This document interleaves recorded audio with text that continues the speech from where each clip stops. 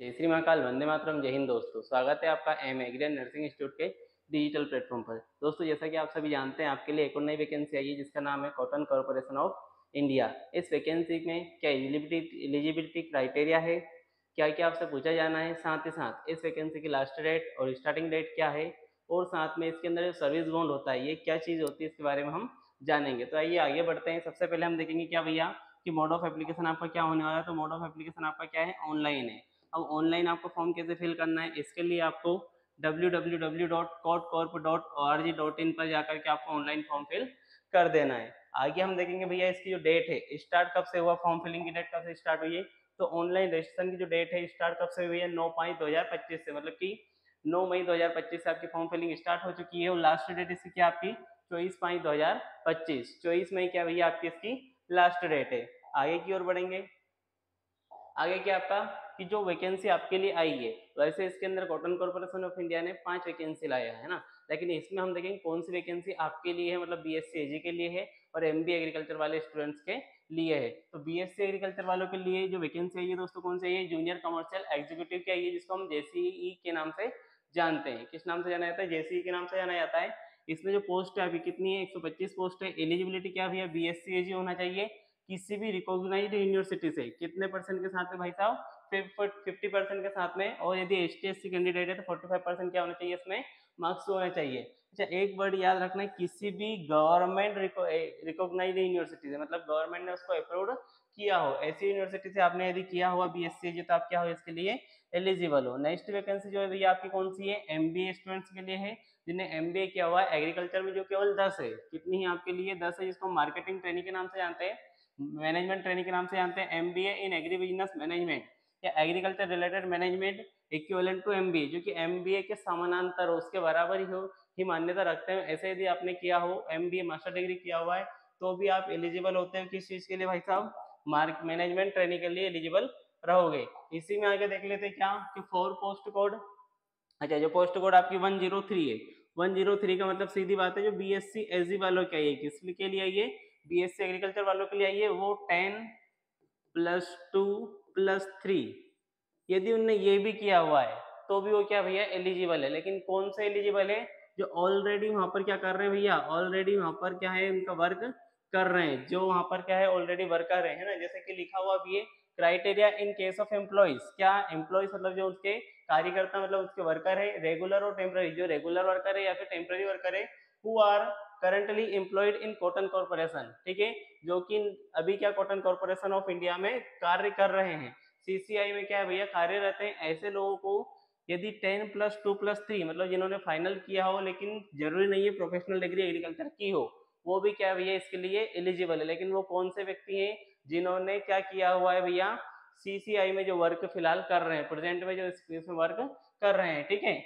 अब इनके लिए 10+2+3 मतलब ओनली ग्रेजुएशन, कौन सी, एनी ग्रेजुएशन, इनने ग्रेजुएशन चाहे बीए में भी किया होगा तो भी क्या रहेंगे, एलिजिबल रहेंगे। The age relaxation is only to the extend of number of years they put in service. जो एज रिलैक्सेशन मिलेगा, यदि इन्होंने 10 साल की जॉब कर ली है तो उसके बाद में जो इनकी जॉब बची उसमें एड ऑन होकर मिलेगा, ना कि अलग से कोई एज रिलैक्सेशन को मिलने वाला है, ठीक है। जो रनिंग में चल रहा है उसके अंदर ही हम इनको एज रिलैक्सेशन भी मिलने वाला है। आगे बढ़ेंगे सर्विस कंडीशन। सर्विस कंडीशन में मैनेजमेंट ट्रेनिंग, जिसको एमबीए वाले स्टूडेंट्स जो कि एग्रीकल्चर एमबीए है इनके लिए है, इसकी 30,000 से, कितनी है, 30,000 से 1,20,000 रुपए क्या है इनकी सैलरी रहती है, जिसको आईडीए के नाम से जाना जाता है। एक होता है जेसीई मतलब जूनियर कॉमर्शियल एग्जीक्यूटिव, इसकी जो सैलरी भैया 22,000 से 90,000 तक होती है। जूनियर असिस्टेंट के रूप में क्या करते हैं भैया ये काम करते हैं अपना कार्य, इनका कार्य क्या होता है, जूनियर असिस्टेंट का इनका काम होता है। अब इसमें हम सर्विस कंडीशंस में ही एक चीज देखेंगे, प्रोबेशन पीरियड क्या होता है, क्या देखेंगे, प्रोबेशन पीरियड। तो प्रोबेशन पीरियड भैया हम किस चीज को बोलते हैं, कि selected candidate will be on probation for a period of 12 month, मतलब जो कैंडिडेट क्या हो चुके हैं, सिलेक्ट हो चुके हैं, वो कितने समय के लिए भैया, उनको 12 महीनों के लिए सक्रिय सेवा देनी होगी। तो लगातार उनको क्या करना है, उसमें कार्य करना है, सक्रिय सेवा देनी है। अब परीक्षा अवधि पर, और ये क्या है, सक्रिय सेवा में रहेंगे, ठीक है।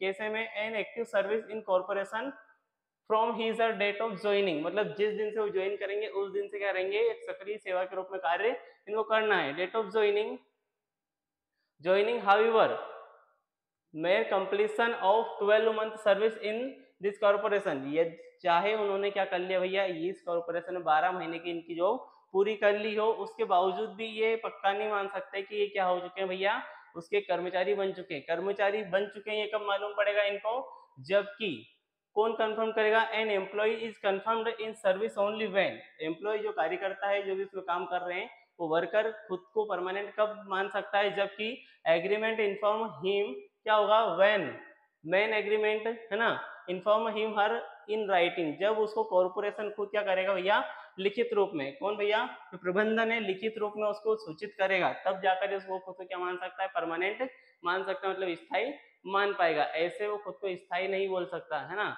तो इसके लिए आप यदि सिलेक्ट हो भी जाते हैं तो 12 मंथ तक आप खुद को परमानेंट नहीं मान सकते, केवल आप सक्रिय रूप से एक तरह से एक्टिव हो, उसमें वर्क कर रहे हो, आपको आफ्टर 12 मंथ क्या होगी, कॉर्पोरेशन खुद आपको एक लिखित रूप में सूचना देगा, राइटिंग के फॉर्म में क्या देगा, सूचना देगा, तब जाकर आप क्या मान सकते हो, खुद को परमानेंट मान सकते हो। इसके अलावा भी इसमें क्या होता है, एक चीज होती है probation period, there is a mandatory provision of executing a service bond. Service bond क्या होता है, जितने समय के लिए उन्होंने बोला इतने टाइम तक आपको सर्विस बॉन्ड में रहना पड़ेगा।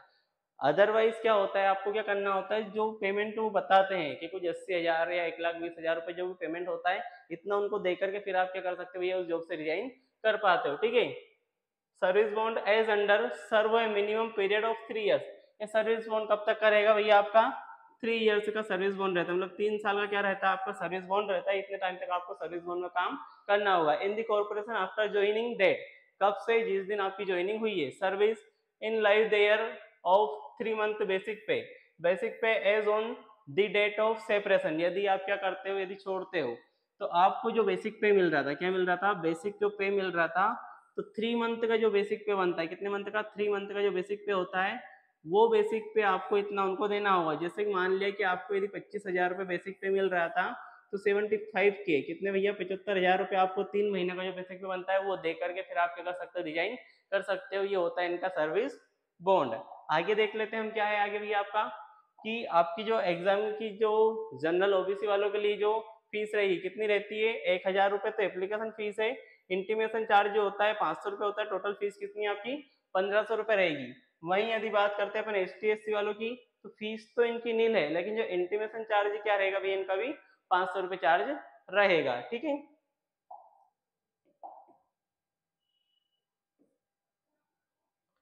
आगे देखते हैं सेंटर्स कौन कौन से आपके आने वाले, तो सेंटर्स ऑल ओवर इंडिया में है, मुंबई में है, हैदराबाद, न्यू दिल्ली, चेन्नई, लखनऊ, चंडीगढ़, कोलकाता, बेंगलुरु, अहमदाबाद, पटना और जयपुर, ये सारी जगह पर क्या आने वाले हैं आपके एग्जाम सेंटर्स आने वाले हैं। अगला सिलेबस है, सिलेबस का आप क्या ले लीजिए, स्क्रीनशॉट ले लीजिए, ठीक है। और सिलेबस पूरा बताना थोड़ा सा क्या मुश्किल हो जाता है, वीडियो बहुत लंबा चला जाएगा, ठीक है, तो आप इसका स्क्रीनशॉट लेकर के आपके पास में रख लीजिए।